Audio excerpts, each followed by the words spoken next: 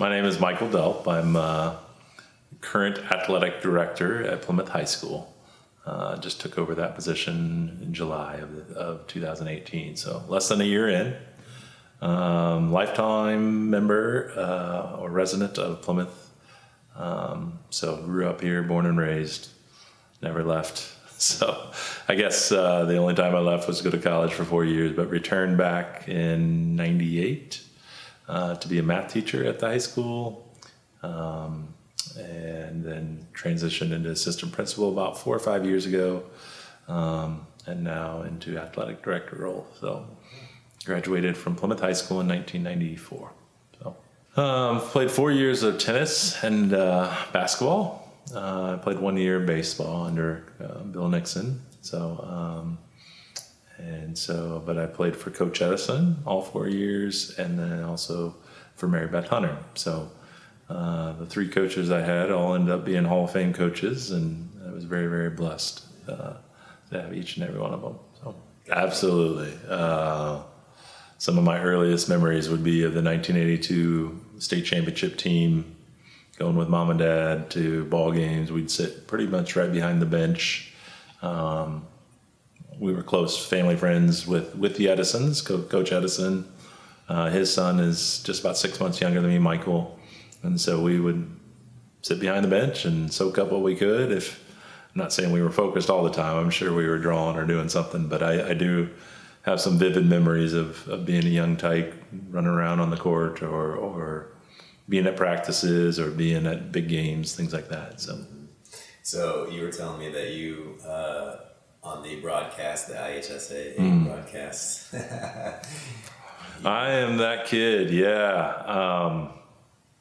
I guess there's still a lot of Plymouth residents that, at least remember that kind of know that's, I guess, me. I don't know. A little claim to fame, but basically right before Scott hit the shot that we all know and love, I was invested. I guess even as a kindergarten, I think I was in kindergarten at that point, I was maybe front row of Market Square, if I believe, with the Edisons. So they were, I think Michael was right beside me. You can't see anything because he zeroed in on me, but basically I was crying because I thought we were going to lose. And thankfully Scott saved the day for all of us. But the announcer even made a comment of something like he might be giving up the ghost a little too soon, and kind of prophetic. I guess from that point forward, I fell in love with Plymouth basketball and Plymouth athletics, and I guess I can go back one step and say that my grandfather was the first athletic director at Plymouth High School. So from 1962 to 86. So I do have some other memories after that of getting in the gym with Grandpa or coming in and seeing him in his office that is still the athletic office today. So it's in the family for. Yeah, I'm blessed that roots are deep, obviously, and on both sides of the family. That I guess I can kind of continue that tradition or that heritage and legacy. So anybody who knows Coach Edison knows you're meeting a special man. I learned so much from him and respect. There's very few people. I don't know if there's anybody I respect more than Coach Edison. There's a lot of people that I respect very highly, but just the way he's carried himself. I mean, he's obviously a coaching legend in the state. People I know of college coaches that have come seeking his wisdom or strategies or how he taught this, those kind of things. He's that quality of coach. He could have easily coached at a big time college or at a higher rank, but he just chose to stay here and, in my eyes, bless a small community with his passion for basketball, but more importantly, passion for people and growing young men. I owe a lot to him, and I know that, and I try to do that whenever I can is to honor, what he's passed on to me. And obviously you can't repay people like that. So you just do your best to pay it forward to kind of the next generation. So Coach Edison was always a competitor, always intense, a great preparer. I mean, we would be as prepared as any team that, I mean, I'm shocked at times watching college games and see that how they're not quite ready for a certain moment or things like that, like down to if it's 4 seconds on the clock and we're at the free throw. I mean, this is something that happened my junior year where we played Warsaw to 4 overtimes and we were just barely above 500. I think we might have been below 500, but we had done enough reps, enough practice that when they missed a free throw and we were down 3, I mean, we went right into a play that we run, and it was an advantage because the other team couldn't set up a defense, you know, and we were able to knock down a 3 to tie it and get into the first overtime. And you know, it's one of those games you'll never forget. But that was mainly due to coach's way of preparing us for just moments that could come up. And so I always take that. I also would speak to his ability. I was around him enough as a player and the coach later on. Just his ability to make the other person in the room feel like they're the sole focus. I mean, and he'd remember names and, you know, moments and ask them, you know, they were coming up to kind of see coach and talk to him and see how he's doing. And somehow he'd turn the conversation, you know, back on them and just a very sincere, genuine man that cared deeply about people. So how were the practices under Coach Heston? I can only speak for myself, but I loved them. There was always an intensity and always an expected focus about it. I guess the best way I could say again how I was blessed by that when I went on to Taylor University to play basketball at Taylor. So from 95 to 98 there. I remember practices were very regimented. Coach Patterson, who's also a Hall of Fame coach down there, was just, you know, like to have down to the minute what we were doing, those kind of things. And I remember the first year, a lot of guys, when are we gonna scrimmage? When are we gonna do, like, this is crazy, you know? And I'm thinking, no, this is what I've done. Oh, you know, this is how it should be done in my mind. I can't really break away now from that. So loved practice, loved the preparation, and that just kind of built on itself. I mean, it became Plymouth tradition to do certain things like switching man-to-man defense or, you know, a certain ball-controlled offense where you're working to get a great shot.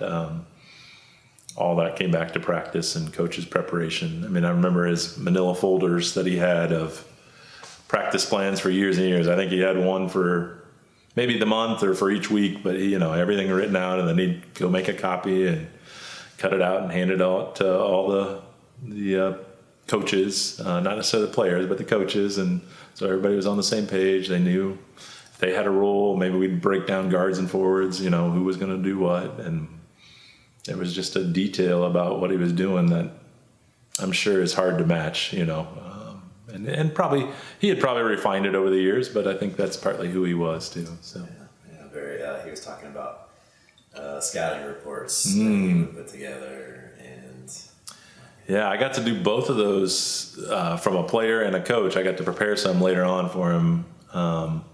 You know, for the team, we'd have certain teams, and you'd go collect 3 and 4 VHS tapes at that time. You know, I mean, it became DVDs, I guess, later on, but it's a lot easier to share tape now, but you know, back then that wasn't an advantage that we had. I mean, and we were very thorough, and we'd have, not only would you get it, but then you'd dub it, you'd cut set plays and player personnel kind of things, so you would be able to give the team, or the team, we would get a 10-minute scouting report, not only on paper, but also a video to kind of see what we were going to be facing, and pretty much every team on the, I mean, there was no, well, this team's not worthy of that or anything like that. We respected every opponent we played. They were always, you know, someone to get ready for and play our best for against. And I mean, that's a great lesson, right? I mean, to never take something for granted, or no matter how great the team we played, I never felt like we didn't have a chance either because of coach's preparedness and how we knew what the game plan was going to be to attack it, you know. So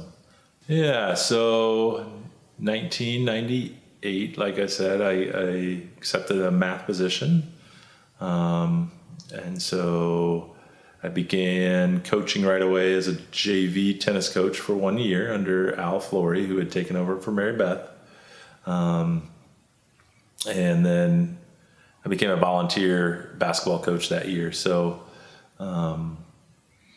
I remained kind of in that, well, I guess the year after I became the head tennis coach. So in 99, I became the head tennis coach and kept that position until just last year, 2017. So, and I will tell you, if I go quickly into that, I mean, Mary Beth was another person I loved dearly and a big part of who people in my life that kind of molded me and shaped me and helped me become hopefully the person I am, not only as a individual human being, but as a professional. And so I took that position, not like aspiring to be the next tennis coach, because tennis was secondary, and we had a great run. I mean, thanks to Mary Beth and her passion and commitment to building something great in Plymouth, Indiana. I mean, she created a family out there at the tennis courts, and we would play all summer long, when we weren't playing basketball or something like that. I'd be out at the tennis courts. So I was on her think about the years, 92, I believe it is. Yep, 92 Final Four team. So first and only team that's ever made it to the Final Four. No class system in tennis. So we were one of the last 4 teams, and pretty amazing run, really. It's never going to get the pub of some of the other stuff, but I mean, we're playing North Central and I think Homestead and Center Grove, all schools that have 3,000, and most of their kids are playing only tennis and logging hours, probably double, triple the hours on the tennis court that we had done. And, we competed with them and hung in there. And, we, in order to get there, we beat Valpo and Munster, so around the northern half of the Indiana, those were always powerhouse in tennis. I think we beat them 4-1 and 5-0, and her thing all along the way was, you haven't beat anybody yet, and just trying to keep us motivated. And I think we won the conference that year. If I remember right, I think we won every spot too, which I don't know that's been done again. So not only did we win every match 5-0, but we also won every spot in the conference tournament. And so, we were doing some special things before that. And, coach was always, haven't beat anybody yet. You haven't beat anybody yet. So she tried to use that line right after semi-state. And she, some of us said, come on, coach, we just beat Munster 5-0, you got to give. So right up until the end, she was always trying to keep us hungry, kind of keep us humble. Help us to realize that it's all great and love what, that moment that you're in, but also realize that you could do something even more special the next week or over the next match. And so, we went down to, at that time you played out for first through fourth. So we lost to Homestead 4-1, a couple close matches. I think Michael Edison was the only one to win in the morning match. And then we played Center Grove, who we lost 2-3-2, and all top 5 state teams, and represented Plymouth pretty well. It's not like we walked down there and felt like we were out of what we could handle. So, but she was great at the mental side of things. Kind of keeping you engaged in the game, or thinking the right thoughts, as I like to say, whatever that may be. Because tennis, different than other sports. I mean, it's got an individual and a team component, right? And it's just a weird sport as far as the swings of a game. You can be playing really well and dominating opponent, and you won the first set and kind of cruise along. I mean, I saw it all the time, and then all of a sudden something switches and the other guy plays a little bit better, and you start doubting yourself, and all of a sudden you're in a totally different match within 5 minutes. So it's a great sport for the mental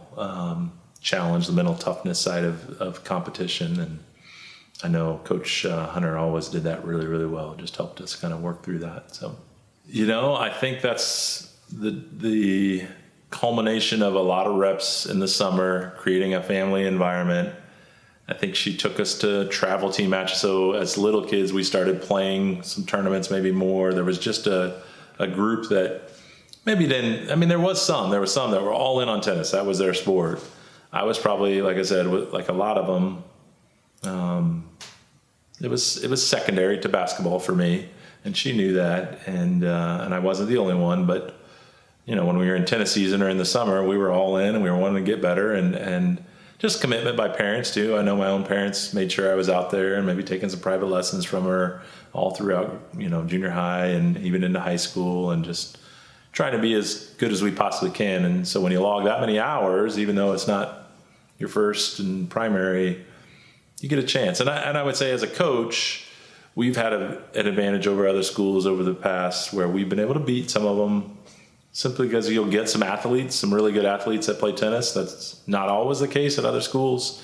So you get some of your multi-sport athletes that love basketball or love baseball or love another sport, and they come out to tennis and they can use their athleticism if you give them some fundamentals and help them persevere through the frustration that can happen the first couple of years you learn. I know I had a lot of kids that, especially basketball players, it seemed like there was a long run of those kind of players that I'll try tennis in the fall, and so you get them out there and they're usually one of the best players in every sport they've done, and now they're kind of middle of the road, and that's hard. I mean, that's hard for a young kid that's been successful. And so we've had a ton of kids that kind of found a new challenge, if you will, as a freshman, and loved that challenge. Became all-state, all-conference type players by their junior, senior year, just because they didn't want to be the middle of the pack. They wanted to get better. So I do think we had a nice collection that kind of started in that tradition. I mean, don't get me wrong, there was a lot of kids that loved tennis and played it, and she was at the heart of that. She created all these opportunities for kids to play.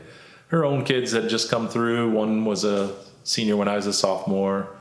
He and his partner went to the Final Four, so my sophomore year. So we got exposure to the state level type play that year.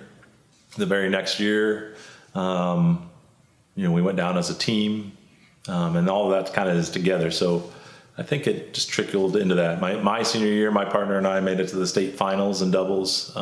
We lost in 3 sets, but so there was just this kind of tradition or I don't want to say mindset, but a hurdle that maybe you didn't have any idea of how big or how tough that would be. Once you saw what the competition was like, probably started thinking there was enough of us around kind of thinking they're not that much better than us, or we can play with them. And so probably some of that goes back to Matt Langfeld and Matt Hunter for kind of breaking the ice and getting us to the state finals even 2 years earlier. So a year or just one season, or just one season. So that season, that would have been 2005, 2006. I was still coaching tennis, and I guess I didn't really finish that, but out of my respect for Mary Beth, I didn't want the program to die. So I took this summer program. She had kind of put all these years in, and I said, I'll run it until someone comes along that knows tennis better and has a passion for tennis. And so then 18 years later, there I was still doing it, and I guess the caretaker of what she had always started. But I loved her too much to not at least carry that on. But 2005, 2006, we had just had the run of the state finals the year before in boys basketball. That group went to the 3A state championship, and I was assistant coach on that team. And then that year that I did golf, so that year we had a team go to the state finals, a boys team go to the state finals in doubles. Into late October, the boys basketball team went into deep March. We lost in the Final Four that year, didn't make it to the state finals again. So it's kind of in between 2 state finals runs. And we actually had four seasons in a row where we made it to the Final Four, but 2005 we were in the state finals, 2007 we were back in the state finals. But I don't know. I loved golf after I got out of college. Never played it. Got to a place where it became my own outlet for competitive kind of, I guess, see what I could do. And so I even tried some amateur tournaments early on outside of college and just invested some of my own time to get better. And so Coach Eisenbarger, who had done it for years, had resigned and taken, had just done it for several years and was ready to be done. So I inherited a great group of boys. and they had all the skills they needed. I provided maybe a little bit of preparation, course prep, talk about, let's look at especially once we got later in the state tournament, how do we want to attack this hole, that hole, and then just mindset, hopefully I helped them in the mental side of things of kind of expecting to play well and how do you do that and those kind of things. But I mean, really the credit goes to those guys because they were a pretty talented group. So I only did it 1 year because my son was born, which was my second child in May of that year. And I had done basically gone from August till late June and hadn't seen my wife a whole lot. And so she didn't lay down the law, but she said, we probably want to cut back on 3 sports. So golf was a one and done. It wasn't like it was planned to be that way, but the other 2 I was a little more invested in. And I think I even gave up basketball maybe right after that too. So I might have cut back to 1. Just young family. A daughter was maybe 2 at that point, son that was just born, and just trying to maybe reprioritize kind of things at that point. So, Yeah. Right. Yeah. Well, now as an athletic director and you're hiring coaches and things like that, you try to be upfront, and they already know it, but you don't coach because of the money.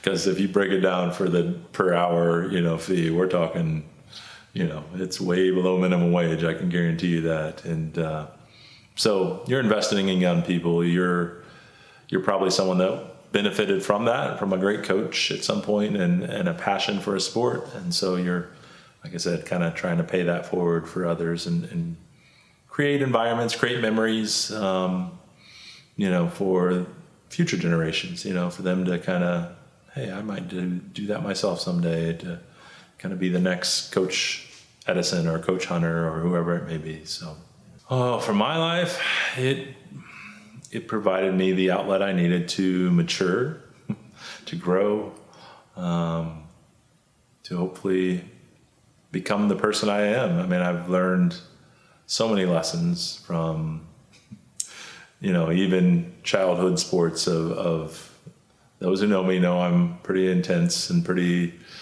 I have my athletic competitive side, and then I have hopefully my, where I'm outside of that. And they're probably 2 different people. It might be a little bit Jekyll and Hyde, but I guess I don't know. I mean, I was raised that way, but I also, some of that was just born. And I see that in my son even, where we reflect after the game of how important is this. This is, I want you to do your best. I want you to prepare. I want you to strive to be better. But also in the middle of that is, how do we be, good sports? How do we care about others, even those we're playing, because if you're after the same goal, eventually one's going to lose and one's going to win, and you got to be able to handle those situations. So, and I can sit here before you and say that was not an easy lesson for me. And I would probably have friends that say, you may not have learned that quite all the way, but anyways, I know that it helped me become the individual I am today. And that's probably why I have the career that I do right now, because I just know how important it was to my development as a human being. And, you hear plenty of kids come back and talk about how important it was in their development. And those formative years of high school years and things like that. So if we get that right, if we teach kids about leadership, character, that's really ultimately what we want. We want those good memories of some big wins and championships, and that all come with, doing the other stuff right. And so for me, that's definitely been key to who I've become. So, the biggest one would be Warsaw. Warsaw was always Coach Edison and Coach Rhodes, who will be coming to town for Penn, later this weekend. They were just 2 highly competitive men who did things at a high level. And, we were just blessed to be able to be part of that at a high school level. But it created some pretty epic games of just nail biters and filled with drama, and it just meant a little bit more. I mean, they're 1 county away, and some really historically tough losses that we'd had. And I remember in 92, my sophomore year, they were a Final Four team. They ended up being a Final Four team, but we played them at their place in the regional. We had won our first sectional in many years. We had a great senior class. And, we ended up losing, and I think we had a 3 to tie it at the end, but we had 4 or 5 guys that had fouled out, which is not atypical. Coach Rose is a pretty good psychologist with the referees, and just would plant seeds all the way. Well, they're moving here, or they're doing this, and all of a sudden you look up and your 3 best players are fouled out and sitting on the bench, and like, we never foul out, but in the Warsaw game, some of the best players found their way on the bench. So anyways, it was part of the rivalry, right? And so that was the second time I played. I think we lost early in the year, but then my junior year was the game I talked about, the 4 overtime game. They ended up being an Elite 8 team that year. So again, that was pre-class, so no class basketball at that point. We beat them in 4 overtimes, kind of, like I said, we were below 500, and that was kind of a turning point in our season a little bit. Getting that one, I think we won several games in a row after that, but definitely overmatched as far as abilities. And, they had an all-state this and an all-state that, a kid that became Mr. Basketball as a sophomore on that team. And so they had some talent. Kevin Alt, yeah, you would have known Kevin. Yeah, I played against Kevin. And Matt Horan was that year I'm pretty sure he was an all-state guy. And 2 years, or the year before that, they had 1 or 2 all-state players. So they had a nice collection of kind of run of talent, and partly is Coach Rhodes' development of that. And we did too. We had some guys that ended up being, going to play college, or, Michael was an all-star, and Michael Edison, and so those will be always games. And I remember them growing up too. I remember 1984 at Elkhart, Northside Gym, watching Warsaw and Plymouth, and we went to the state 2 years before, went to the semi-state the year before that, and Warsaw ended up winning the state that year. But if I remember correctly, and I was pretty young, I was maybe second grade, but I think every point they scored in the fourth quarter was a free throw.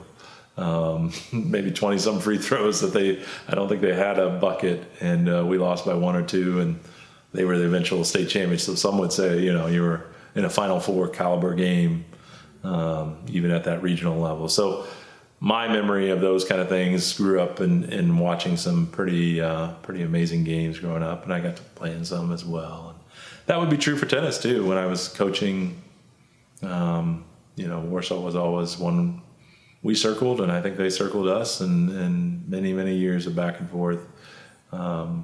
Just enjoying that healthy rivalry. So if I had to pick anybody outside of that, I guess, there was a lot of good county rivalries too. My senior year, my senior class, John Glenn was really good. Won a sectional with 2 or 3 guys that were freshmen in 91. They never won one after that. They went to the regional, and I think they might even won a game, but played them in the sectional championship my senior year, and we won a very close game.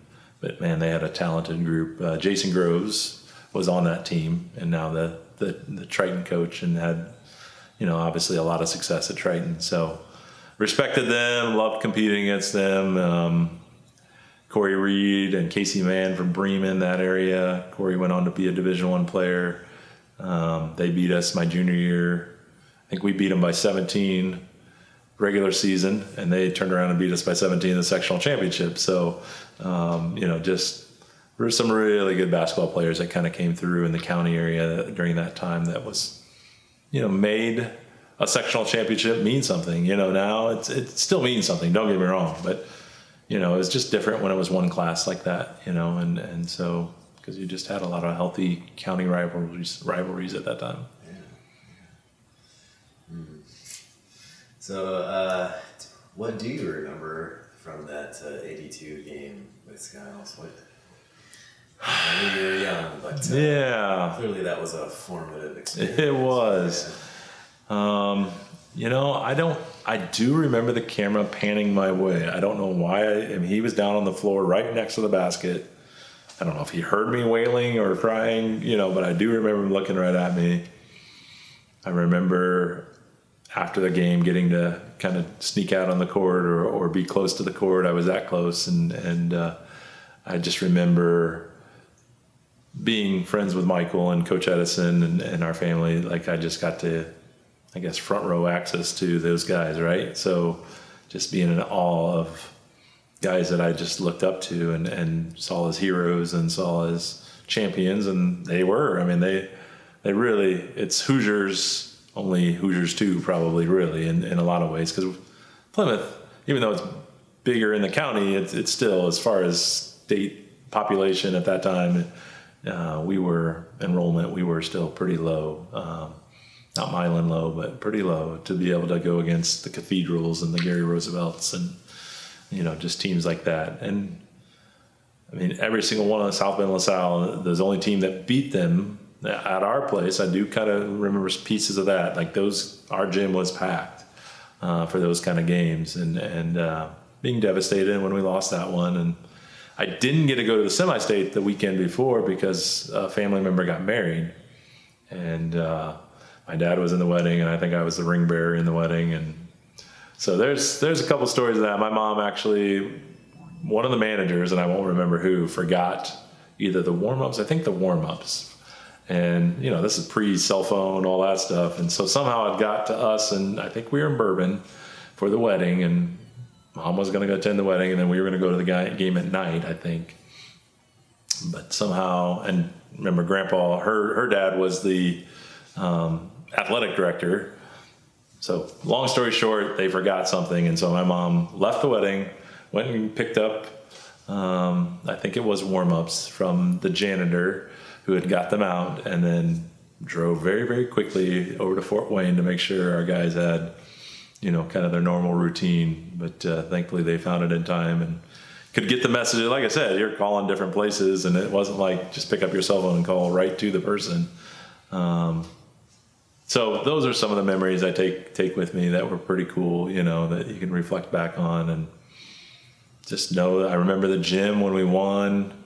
I'm sure it was, I know it was past code. Fire marshal was probably having a fit because, it's made to hold 4,000 and there was probably 6,000 or 7,000. I mean, it was easy, standing room only. You couldn't hardly walk in there. So, I mean, I don't remember tons because you're only in kindergarten, but you do have snapshots that you just kind of can remember about different places, different things. So. And what an incredible game too. Yeah. For a state championship game. I mean, I was watching highlights on YouTube, and you can't write up a better script for that. You really can't. I mean, there's just a lot of great players on both teams, a lot of great plays, some drama where our, Phil Wendell, our Trustor Award winner, fouled out in the fourth quarter, so now we've got that hurdle to overcome, and Scott just pouring in 39. I think another thing, if I remember right, I think he had shingles maybe the week before and was still, if you look at the interview of that, I think he still had the lasting effect. So he'd been kind of sick coming into it and just kind of had a competitive will that's really hard to explain to people. I did get a play against him when he was in the pros. He'd come back to Plymouth every once in a while and play in open gyms. And, he wasn't the warmest guy in the world, but he'd stop and kind of give you a pointer or two. And he definitely wasn't going to let up. It's not like he's playing high school guys. I mean, he was there to kick whoever's tail was in front of him. And so I'm sure some of that trickled down to all of us as well, just that there's a way to play, and that way is to play hard all the time, no matter what you're doing. And so very grateful for those kind of traditions and those opportunities. So. Yeah, it's hard. I guess people that, and the best way I can explain it, there are people that hate to lose, and there are people that like to win, and a lot of people like to win. I guess the people that hate to lose have trouble handling losing, obviously, but also usually will do something about it, and they will focus at another level, and they will. Well, if that's where I'm failing right now, I'll reflect on the way home, and I'll get better and make sure I don't let that happen again. And as a coach, I know that I've seen it in some players, and I'm like Coach Edison. I don't know that you can always teach that. I think you can create a culture and a mindset that here's how we play, here's how we focus, here's how we prepare, and that's really, again, a testament to Coach Hunter and Coach Edison for helping me understand all that. But as far as the individual players, you know, you can just see it in Little League with some of them that, you know, they don't like to lose. Like, it matters. They're going to go home and not be happy for a while. And the other ones are like, where's ice cream? You know, and sure, we like to win, but I'm not. So I was always one of those kids that, I don't know. I mean, my mom tells me stories that I used to slam Candyland boards down when we play, and she'd make me shake hands and have to learn that lesson of how to lose and those kind of things. And I'm grateful for all that, all of it. I guess it's probably just innate and born into you. And I know as a coach, you love all your players, but you need a player or two like that to kind of be your catalyst, right? And so I'd much rather have to teach a kid how to handle loss and adversity, you know, and overcoming that than just always trying to motivate and help kids realize that better is possible. You know, and so if you can create your culture that way with a couple of kids like that, that just absolutely hate to lose. And that's, I'll be honest, in my experience, not only did I have coaches that hated to lose, I had a best friend in Michael Edison that we shared that mindset even to today. If we're playing cards or a game or something like that, like, we don't compete near as much, but I know I appreciated his knowing that he had the same mindset I did, that it mattered, and we were going to go into battle together. And I guess when two of your better players would play, you know, during our when they play together, and they're out there laying it on the line or diving on the floor or just kind of giving that extra effort, it's hard for the other players not to kind of follow suit at that point. So, do you guys have a running tally of the wins and losses against each other? You know, we don't. But then I went to Taylor, and he went on to Bethel, which there was a rivalry there. They won some national championships, and they were great. I do know that my last 2 years, he was a year behind me in school, only 6 months in age. But, you know, they won 2 national championships, and we went 3 of 5 against them. We beat them 3 out of 5 times, but didn't have the success at the national tournament that they did. So, you know, I'm grateful for teammates like that for sure. So, well, I think that'll cover it today. Okay. I appreciate it. Yeah.